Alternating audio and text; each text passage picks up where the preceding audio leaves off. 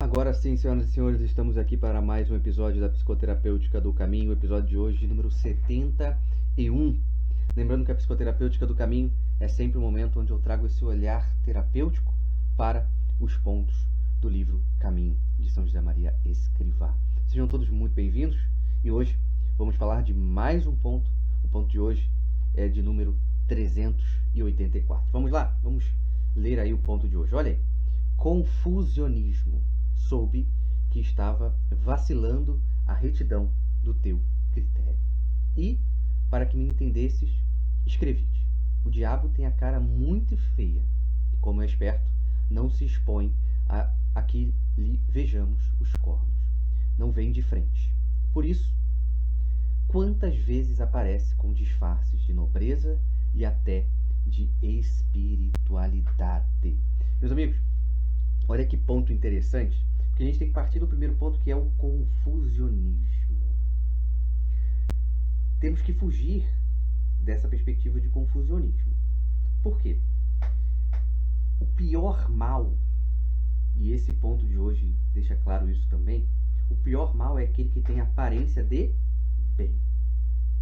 Que é justamente o que ele coloca ali, né? Por isso, quantas vezes aparece com disfarces de nobreza e até de espiritualidade. Ou seja, disfarce de bem. Então, o pior mal que tem é aquele que se assemelha com o bem. Por quê? Porque gera esse confusionismo. E ele coloca ali, né, que a pessoa estava vacilando a retidão do critério. Então, meus amigos, para que a gente não seja um promovedor do confusionismo, precisamos ter uma retidão de critérios. Quantas vezes, meus amigos, a gente deseja coisas boas, a gente imagina coisas boas, a gente realmente quer coisas boas. O único problema é que a gente não busca, o nosso critério é fraco e a gente começa a se contradizer entre aquilo que eu quero e entre aquilo que eu faço. Isso já seria um problema, meus amigos, numa esfera pessoal, ok? Ou seja, você sozinho, isso já seria um problema para você. Mas como estamos em relação, enfrentamos outro problema, que é necessariamente o problema das outras pessoas vendo e ficando confusas. Né? O ponto anterior, falamos sobre a fraqueza que não pode existir em quem tem autoridade. Também não pode existir em quem tem autoridade, na verdade, temos em algum grau alguma autoridade sobre alguém, né? Mesmo que seja uma pessoa, mesmo que seja num grau pequeno.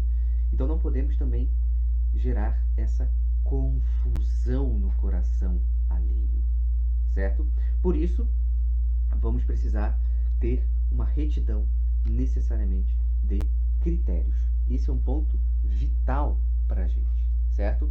Então, na medida que a gente consegue ter uma retidão de critérios, a tendência é a gente deixar as pessoas muito menos confusas e também nós mesmos ficaremos muito menos confusos. Por quê? Porque eu não vou ficar contradizendo as minhas escolhas.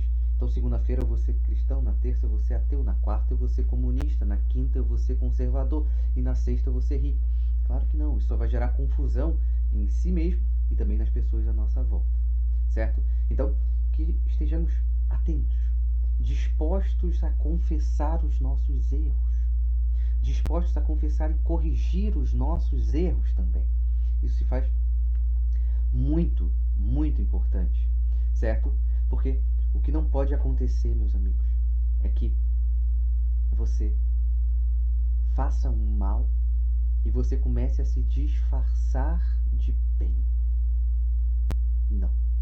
A luta pelo bem tem suas dificuldades, tem os seus pesos, e isso pode ser um peso variado para cada pessoa, porque cada pessoa tem aí a sua vida. Mas lutar pelo bem é algo saudável. Ah, mas quando que eu vou conquistar? Pode ser que a gente não tenha um tempo específico para saber exatamente quando nós vamos conquistar algo ou não. Mas existe um elemento que só de estar inserido no caminho certo, ou seja, na luta pelo bem, isso já é de fato um bem. Isso já vai nos ajudar. Então, quando eu desisto da luta e fico caminhando no caminho de me disfarçar de bem, enquanto eu pratico o mal, isso gera esse movimento do confusionismo nos outros e em si mesmo. Ou seja, a nossa vocação não é a confusão.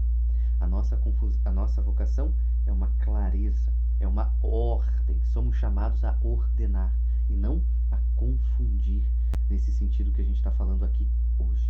Obviamente, uma pessoa ordenada, ela pode confundir as pessoas, ela pode confundir as pessoas desordenadas. Por quê? Uma pessoa desordenada não acredita, por exemplo, na caridade. Então, quando uma pessoa ordenada pratica atos de caridade, ela confunde o desordenado. Porque o desordenado espera tudo muito a ferro e fogo, né? Então, o desordenado fica confuso quando alguém ama, né? Uma pessoa ordenada ama os seus inimigos, né? Porque para ele, eu tenho que odiar os meus inimigos, certo? Então, isso não entra aqui nessa confusão do que a gente está falando, tá? Porque, é claro, para quem é desordenado, o bem é confuso. Mas eu estou falando aqui para vocês que vocês não podem ser incoerentes, ter o critério desordenado, não ter essa retidão.